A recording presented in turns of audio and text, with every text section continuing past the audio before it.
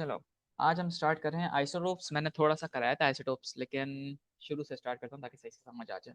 ठीक है। हमारे पास आइसोटोप एक होता है, काफी सारे एलिमेंट्स ऐसे हैं जिनके डिफरेंट मासेस होते हैं। ठीक है।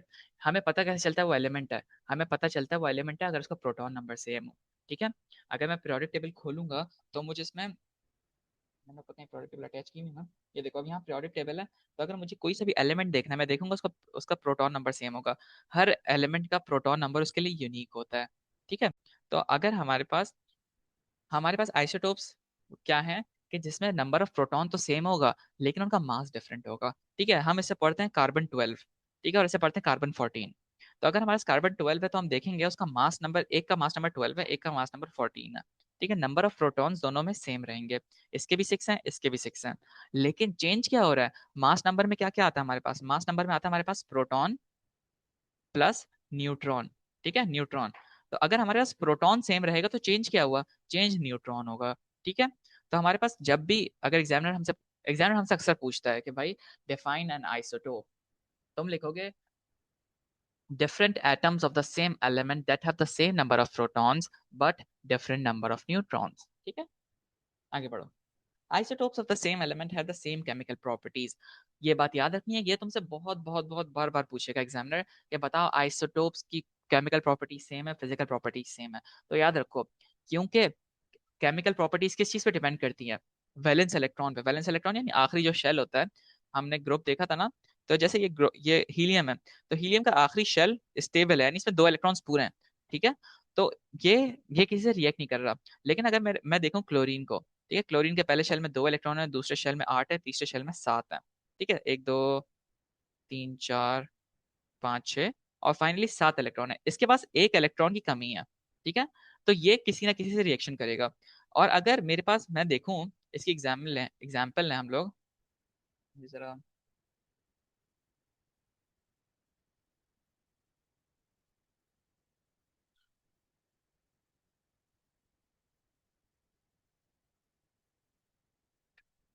ठीक है। अगर मैं इसकी एग्जाम्पल देखूं कि केमिकल प्रॉपर्टी, ये वाला टेबल देखो, कार्बन कार्बन 12 और कार्बन 16 की एग्जाम्पल लें अगर हम। ये हमारे पास कार्बन 12 है और ये कार्बन, और ये हमारे पास कार्बन 14 है। ठीक है, 6 6। दोनों के पास, मैंने तुम्हें क्या बताया था, बताओ इसके पास इलेक्ट्रॉन्स कितने होंगे? इस कार्बन के पास, इसके पास इलेक्ट्रॉन्स कितने होंगे और इसके पास इलेक्ट्रॉन्स कितने होंगे? दोनों के पास इलेक्ट्रॉन 6 होंगे, क्योंकि एक न्यूट्रल एटम है। तो जितने प्रोटॉन उतने ही न्यूट्रॉन और उतने ही इलेक्ट्रॉन। ठीक है। तो क्या हुआ, अगर हमारे कार्बन 12 की बात कर रहे हैं, अगर इसके इलेक्ट्रॉन 6 हैं, तो सी पहले शेल में कितने आ गए? पहले शेल में 2 इलेक्ट्रॉन्स आ गए। ठीक है, एक इधर आ गया, एक इधर आ गया। दूसरे शेल में कितने आ गए? दूसरे शेल में 4 आ गए, 1 2 3 4। और ये कौन सा, ये कार्बन 12 है। ठीक है, कार्बन 12 है। अगर मैं यहाँ पे कार्बन 14 की एग्जाम्पल लूँ, तो मुझे बताओ इसके पहले शेल में कितने आ गए? पहले शेल में 2 इलेक्ट्रॉन आ गए। दूसरे शेल में कितने आ गए? दूसरे शेल में भी 4 आ गए। तो मुझे बताओ, अगर दोनों के वैलेंस शेल में, आउटर शेल में, अगर सेम नंबर ऑफ इलेक्ट्रॉन्स हैं, तो उनकी केमिकल प्रॉपर्टी सेम होगी नहीं होगी? सेम होगी ना, क्योंकि उनके प्रोटॉन नंबर, उनके इलेक्ट्रॉन नंबर सेम है। हमारी केमिकल प्रॉपर्टी डिपेंड ही किस पे करती है? डिपेंड करती है आउटर इलेक्ट्रॉन्स पे। तो अगर दोनों की इलेक्ट्रॉनिक कॉन्फ़िगरेशन सेम हो तो हमारी केमिकल प्रॉपर्टीज भी सेम होंगी। ठीक है, because they have the same number of electrons and therefore the same electronic configuration. ठीक है, आगे बढ़ते हैं। केमिकल प्रॉपर्टीज मैंने तुम लोगों को बताया, depends on the outer shell of electrons. इसके हम अगर एग्जांपल लें, देखो, अगर मेरे पास ये कार्बन 12 का एटम है, ठीक है, ये कार्बन 14 का एटम है, मुझे सर जल्दी से बताओ, अगर कार्बन ऑक्सीजन के साथ रिएक्ट करते तो क्या बनता है? कार्बन डाइऑक्साइड बनता है। ठीक है, CO2 बन रहा है। कार्बन मोनोऑक्साइड भी बनता है, लेकिन वो दूसरी वो है हमारे पास एग्जाम्पल। ठीक है, लेकिन अभी यहाँ कार्बन डाइऑक्साइड बन रहा है। ठीक है। और यहाँ पे भी क्या बन रहा है? कार्बन डाइऑक्साइड बन रहा है। देखो, दोनों में फॉर्मेशन सेम चीज की हो रही है, इवन दो यहाँ पे ये 12 है और ये 14 है। समझ आ रही है? तो केमिकल प्रॉपर्टी सेम है, इसलिए एलिमेंट भी सेम बन रहा है। लेकिन ये बात याद रखना कि इनकी फिजिकल प्रॉपर्टीज डिफरेंट होती हैं।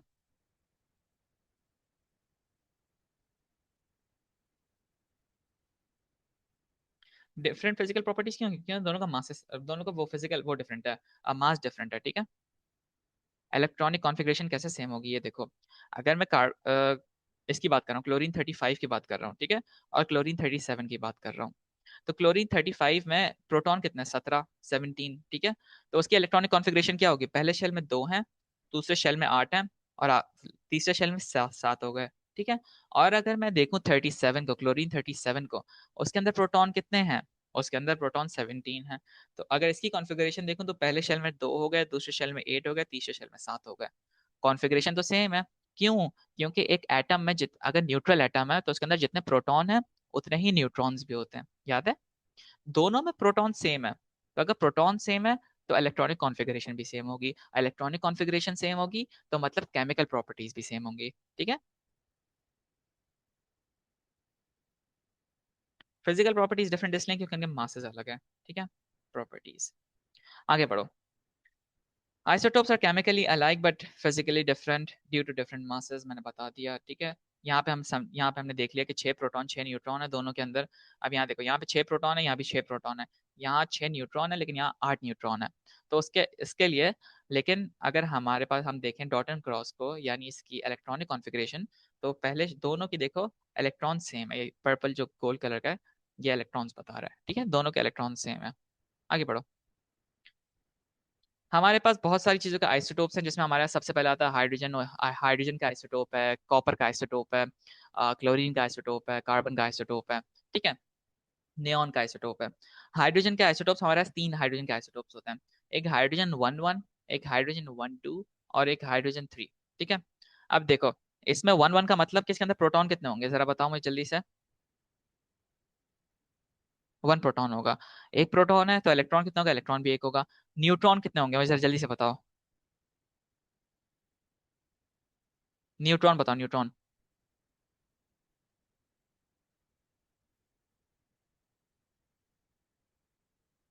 ये बाकी बाकी बताओ जल्दी से, आयजा तुम्हें क्या लगता है, सुमैया, माहीन,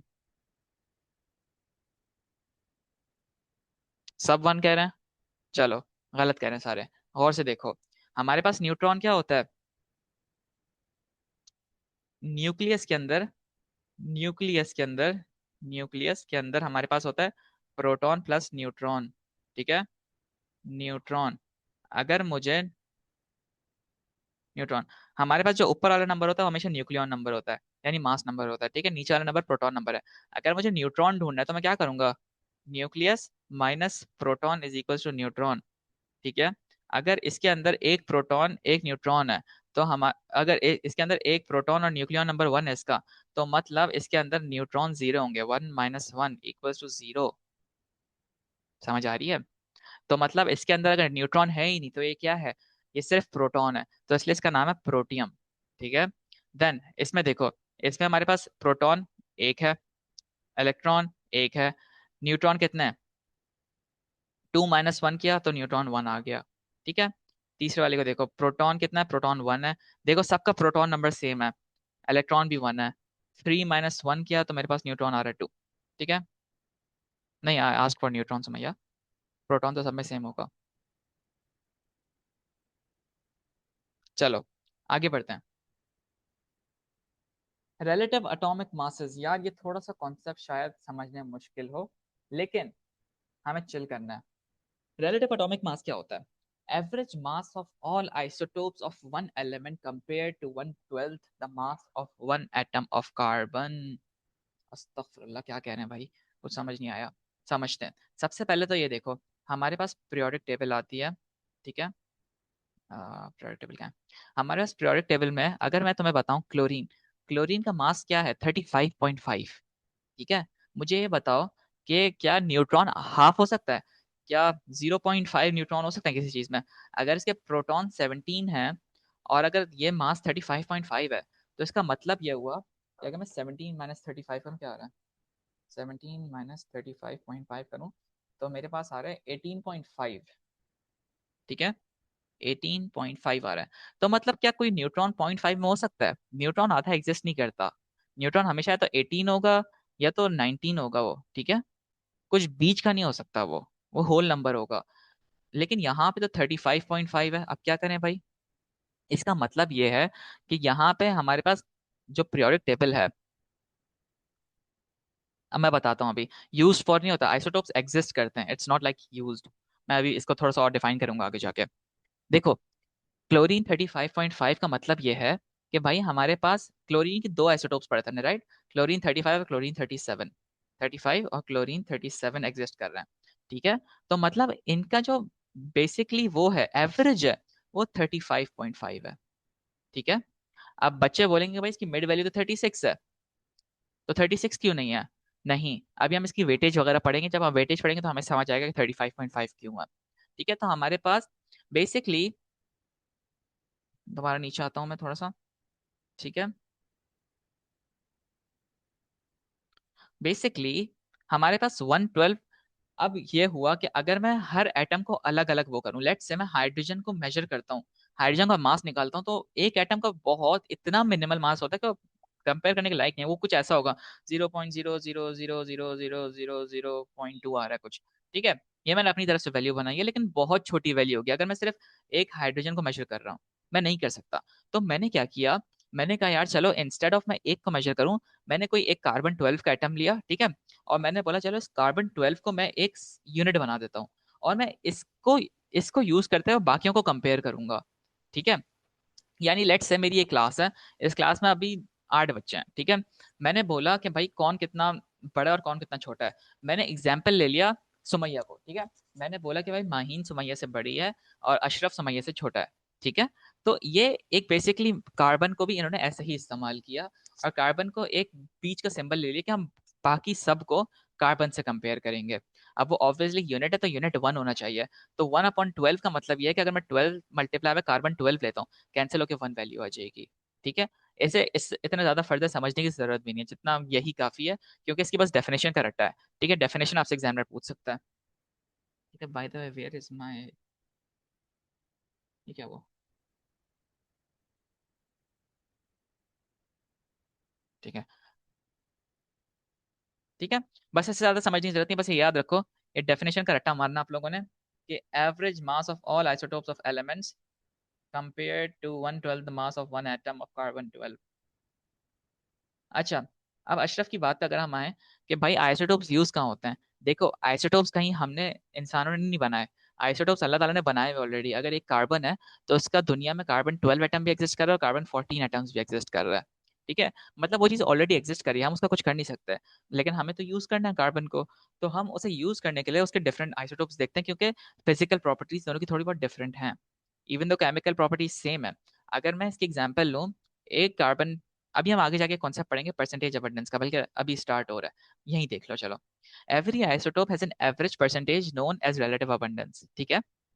तो अगर हमने क्लोरीन की एग्जांपल ली कि क्लोरीन 35 एग्जिस्ट कर रहा है और क्लोरीन 37 एग्जिस्ट कर रहा है, और एक की परसेंटेज है 75%, एक की परसेंटेज है 25%, मतलब कि दुनिया में अभी इस वक्त क्लोरीन 35 75% है और क्लोरीन 37 25% है।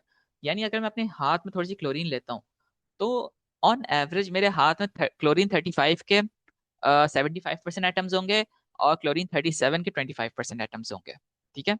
अब यहाँ पे देखो, हमने एक चीज देखी, ये हमारे पास पेपर है, ठीक है? ओ लेवल्स के पेपर ले लो, आईजीसीएसई के ले लो। आईजीसीएसई के पेपर 2 4 6 होता है, ओ लेवल्स का क्या होता है? पेपर 1 पेपर 2 और पेपर 4, ठीक है? अब पेपर 1 की वेटेज लेट्स से 30 है, ठीक है? पेपर 2 की वेटेज है 40, और पेपर 4 की वेटेज है 30%, ठीक है? परसेंटेज में वेटेज ले रहे हैं हम लोग, ठीक है? और एक बच्चे ने पहले पेपर में पेपर 1 में 80% मार्क्स उठाए हैं, ठीक है? और दूसरे पेपर में उसने 90% मार्क्स उठाए हैं, ठीक है? पहले पेपर में 80% उठाए हैं, दूसरे पेपर में 90% उठाए उठाए हैं। तीसरा पेपर उसका अलबत्ता थोड़ा सा बुरा हो गया, उसने उसमें 30 मार्क्स उठाए हैं, ठीक है? हमने क्या किया, मैं उससे बोलता हूँ कि भाई इसकी आप वेटेज निकाल के देखो, वेटेज क्या आ रही है। तो मैं क्या करता हूँ, मैं ऊपर नीचे इनको मल्टीप्लाई करता हूँ और इनका सम प्लस कर देता हूँ, ठीक है? तो क्या हुआ, मैंने क्या किया, 80 × 30, मैं सबका टोटल निकाल रहा हूँ। आपको पता है, आपको जो ओ लेवल इस्लामियत वगैरह के जो मार्क्स मिलते हैं, अब अक्सर आपने सुना होगा कि इस्लामिक का थ्रेशोल्ड क्या होता है, 68 67। आप बोलोगे भाई आउट ऑफ 100 इतना कम कैसा आया बच्चे का मार्क, इतना, मतलब इतने बुरे मार्क्स तो नहीं आ सकते। होता क्या है कि वो आपका वेटेज के तौर पे निकालते हैं, ठीक है? अब यहाँ पे मैंने प्लस किया, प्लस 19 × 40, 19 × 40 प्लस क्या किया मैंने, 30 × 30, ठीक है? तो ये,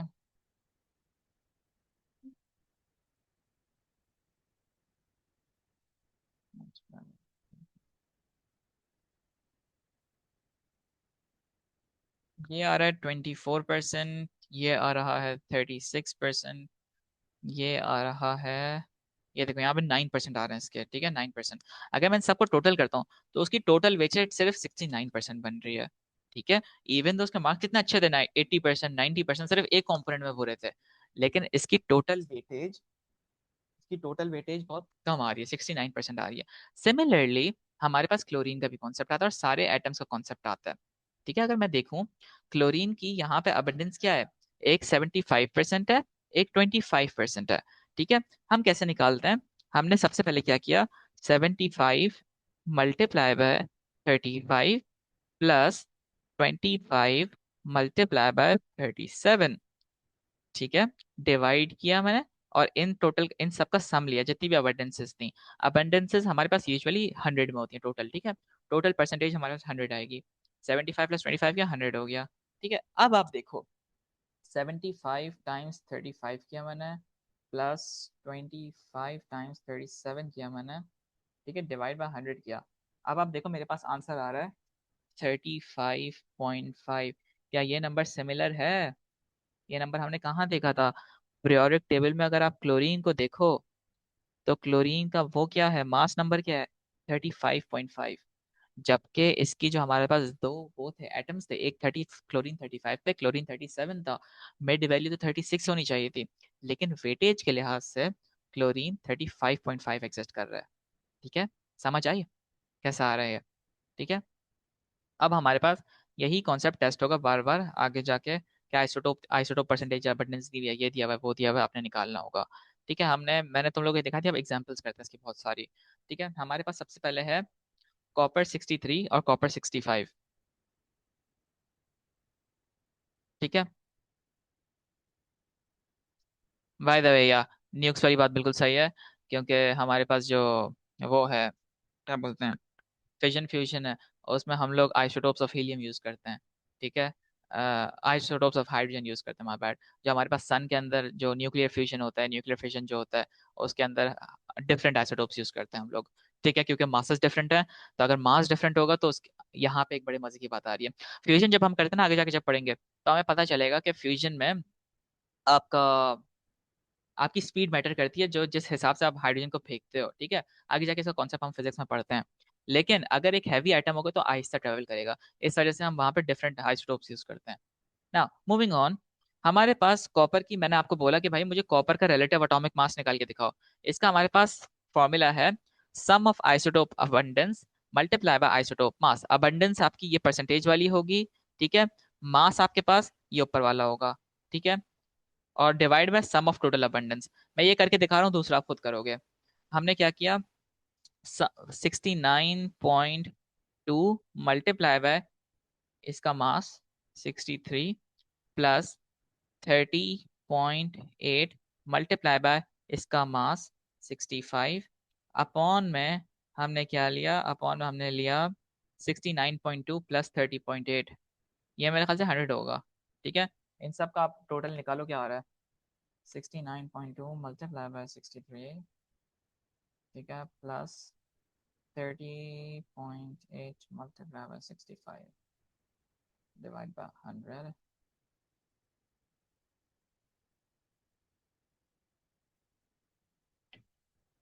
ये क्या हो रहा है मेरे पास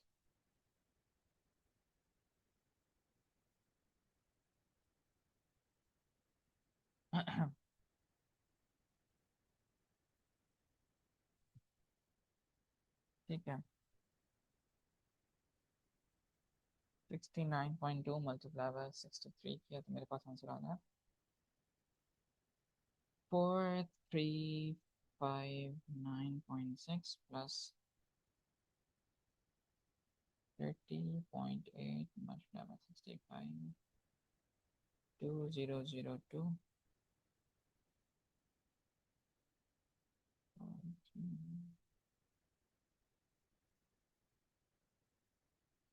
ये परसेंटेज हमारी हमारे पास, डिवाइड बाय 100 किया मैंने, तो इसका आंसर आ रहा है 63.6, ठीक है। ये इसकी परसेंटेज अबंडेंस है। ये दूसरा वाला आप लोग निकाल के दिखाओ मुझे। यस यस, कैलकुलेटर चला होता है ऑब्वियसली। सिर्फ कंप्यूटर के अंदर अब आपके इस साल कंप्यूटर में अलाउ नहीं होंगे और मैथ के P1 में अलाउ नहीं होंगे, बाकी हर जगह अलाउ होगा। ना मूविंग ऑन, ये वाला मुझे जरा जल्दी से निकाल के दिखाओ। मैं भी निकालता हूँ, आप लोग भी निकालो। ठीक है।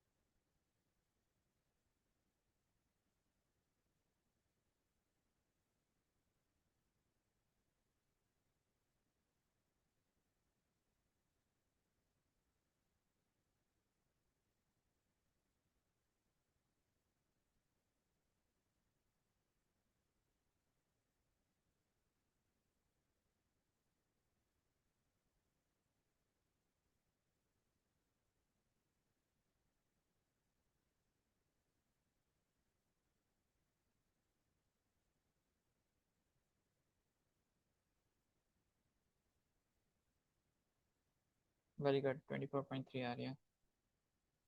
इसकी अबंडेंस निकाल के दिखाओ।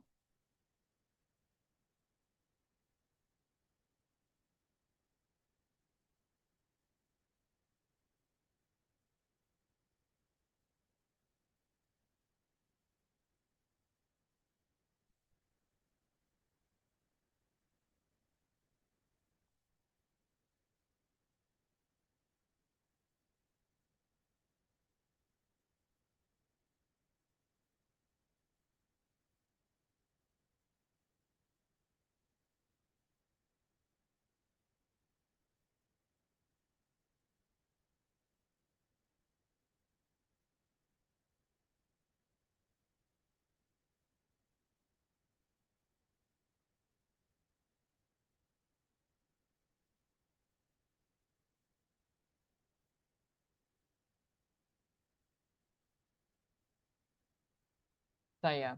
ठीक है, कैसे निकली है? सिंपली मल्टीप्लाई किया 51। आप देखो बड़े वाले से नंबर होगा कि मास नंबर से मल्टीप्लाई करेंगे, ये बात याद रखना। कंफ्यूजन के लिए 35 डाला था, 35 यूज मत करना। ठीक है। 51 multiply by 79 plus 49 multiply by 81 divide by 100, हमारे पास आंसर आएगा 79.98। ठीक है। नेक्स्ट क्वेश्चन देखो। अब यहाँ पे हमारे पास an element X has two isotopes X20 और X22। और बस यहाँ पे आपको अबंडेंस निकालनी है। Simply 40 multiply by 20 plus 60 multiply by 22 divide by 100। ठीक है, देखो क्या आ रहा है। 60 मल्टीप्लाई बाय 22, 21.2 आ रही है वैल्यू। ठीक है, 21.2 इसका अब देखो यहाँ पे ब्रोमीन की हमने देखी, ब्रोमीन का 79.98 है। ठीक है, तो हम परसेंटेज अबंडेंस को थोड़ा सा राउंड ऑफ कर सकते हैं। ठीक है, तो आप अगर आप देखोगे पीरियोडिक टेबल पे, तो ब्रोमीन का मास नंबर आपको 80 मिलेगा। ठीक है, तो इसको राउंड ऑफ किया हुआ इन्होंने। ठीक है, ये बात याद रखना। आप डायरेक्ट मास को वो नहीं कर सकते, राउंड ऑफ नहीं कर सकते। ठीक है, आगे बढ़ते हैं। अब यहाँ पे मजे का क्वेश्चन है, ये थोड़ा सा चैलेंजिंग है, करके दिखाओ मुझे। ये हमसे क्या बोला कि भाई an a total abundance is 100, if total abundance is 100%, find x. पिछले वाले कॉन्सेप्ट से कार्बन 12 एंड स्टफ कुछ क्लियर नहीं है, can we move to their past papers? Ashraf, ये एक तरीके से पास्ट पेपर्स ही हैं ये वाले। ठीक है, ये वाले क्वेश्चन जो आपको बस उसकी डेफिनेशन याद करनी है, और ये जो मैं प्रैक्टिस करा रहा हूँ ये प्रैक्टिस करो जितनी कर सकते हो, क्योंकि आइसोटोप्स में सिर्फ यही पूछा जाता है, इसके अलावा कुछ नहीं पूछा जाता। दो चीजें पूछी जाती हैं आपसे, रिलेटिव एटॉमिक मास की डेफिनेशन मांगेंगे जो मैंने आपको बता दी। ठीक है, और आपसे ये चीजें निकालने को पूछेंगे। तो ये सारे जो क्वेश्चन मैं करा रहा हूँ पास्ट पेपर के ही करा रहा हूँ मैं। ठीक है, ये जितने भी प्रैक्टिस क्वेश्चन हैं सारे पास्ट पेपर के हैं। ठीक है, now moving on. If total abundance is 100%, find x and then calculate the AR। अब देखो ये कैसे होगा, ये मुझे थोड़ा सा बताओ कैसे होगा। माइक वगैरह ऑन करना, माइक वगैरह ऑन कर लो।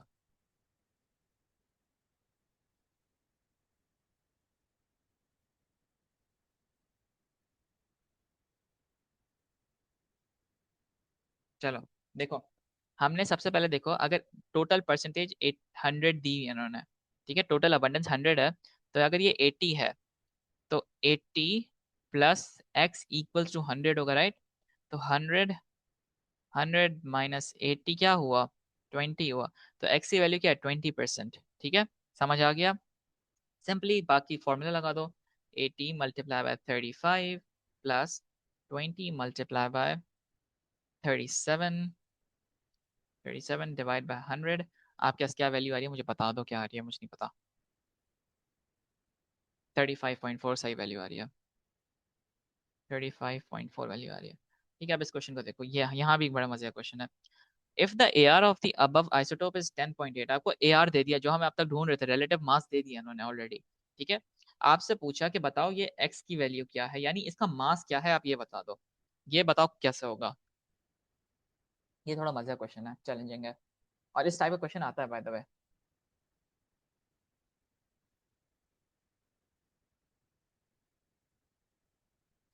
देखते हैं।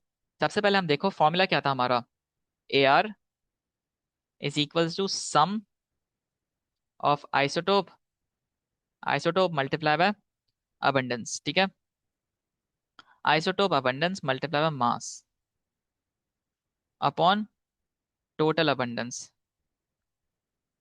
यही फॉर्मूला था। ठीक है, मैं अगर इस फॉर्मूला में चीजें पुट इन कर दूं, ठीक है, इन्होंने हमें AR दिया हुआ है, AR क्या है हमारा 10.8। ठीक है, और हमारा सम क्या है 20 मल्टीप्लाई बाय 10।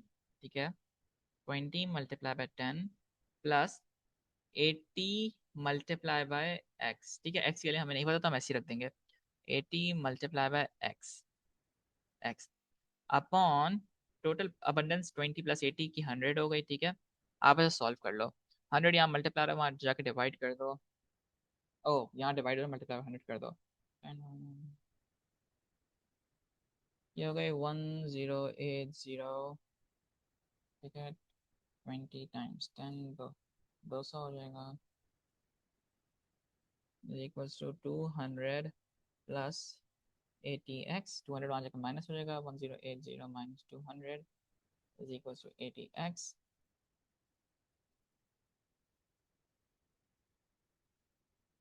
ठीक है, 880 हो गया, 880 अपॉन 80 हो गया इज इक्वल्स टू x, 0 से 0 कैंसिल, 8 1 जार, 8 11 जार, तो x की वैल्यू क्या आ रही है, x की वैल्यू आ रही है 11। माहिर गुड, अशरफ गुड। ठीक है, हुज़ैफा 12 नहीं आ रही, 11 आ रही है। ठीक है, समझ आ गया कैसे हुआ। अब यहाँ पे देखो मजे का क्वेश्चन है, ये थोड़ा बहुत डिफिकल्ट क्वेश्चन है, थोड़ा सा ऐसे गौर से देखो और मुझे बताओ कैसे हो सकता है। If the relative atomic mass is 24.8, find the percentage abundance of each isotope. Hmm.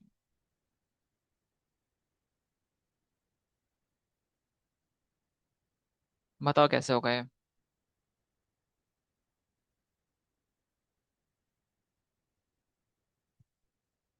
देखो, अगर ये वाली वैल्यू, अगर टोटल अबंडेंस हमेशा 100 है, ठीक है, परसेंटेज अबंडेंस 100% है, ठीक है, 100% है, तो अगर ये अननोन वैल्यू x है, ठीक है, तो ये वाली वैल्यू क्या होनी चाहिए, टोटल 100 थी, तो 100 माइनस x होगी। ठीक है, समझ आ रही है। यहाँ पे थोड़ी सी मैथ्स लग रही है, थोड़ी सी नहीं, ऑलमोस्ट पूरी मैथ्स लग रही है। ठीक है, अगर ये वाली परसेंटेज x होगी, तो ये वाली परसेंटेज क्या होगी, 100 माइनस x होगी ऑब्वियसली। ठीक है, क्योंकि टोटल अबंडेंस हमारे पास 100 थी। इसको ऐसे समझो कि अगर मेरे पास ये परसेंटेज 20 होती, तो ये वाली परसेंटेज क्या होती, 100 minus 20 which would be equals to 80। समझ आ रहा है। यहाँ पे सेम यही है, ये वाली वैल्यू x थी, ये वाली वैल्यू 100 माइनस एक्स, ये टोटल 100 थी। ठीक है, दोनों की परसेंटेज मिल गई। ठीक है, सिंपली हम इन्हें पुट कर देते हैं फॉर्मूला के अंदर। फॉर्मूला क्या है हमारा,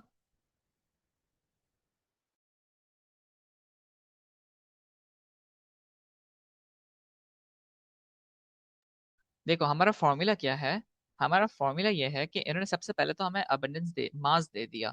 ठीक है, तो मास हमारा है 24.8 इज इक्वल्स टू, क्या होगा, ये वाली परसेंटेज मल्टीप्लाई होती है मास नंबर से। ठीक है, तो x multiply by 24 plus 100 minus x multiply होगा 26 से। ठीक है, plus 26 multiply by 100 minus x कर दिया।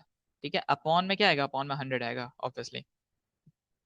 ये हो जाएगा 2480 is equals to 24x plus 2600 -26x, ठीक है। 24 - 26 हमारे पास हो गया -2x प्लस 2600।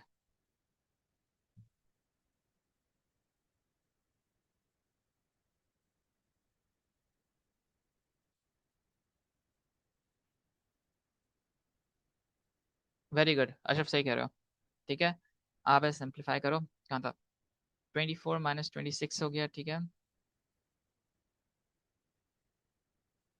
24x प्लस 24 - 26 -2 हो गया, -2x प्लस 2600, ठीक है, is equals to 2480 -2x is equals to 2480 -26 करो, 2480 -2600 हमारे पास वैल्यू आ रही है -120। x is equals to -120 upon -2, minus minus cancel, 2 1 जार 2 60 जार, x की वैल्यू आ गई 60, और दूसरी वाली वैल्यू क्या थी, 100 माइनस एक्स। अगर x की वैल्यू 60 आ गई तो दूसरी वैल्यू क्या होगी, 100 माइनस 60। तो हमारे पास वैल्यू आ रही है x2 की, मैं इसे x1 कह देता हूँ और इसे x2 कह देता हूँ। तो x2 की वैल्यू क्या आ रही है, 60 माइनस 100 आ गई 40%, ठीक है। That's pretty much it. मेरा आज इरादा था आयनिक बॉन्ड्स भी ले रहा हूँ, लेकिन हमारी क्लास बहुत लंबी हो जाएगी अगर मैं उस पर चला गया। तो आज फिर यहीं तक रखते हैं, ठीक है। समझ आ गया इसमें सब।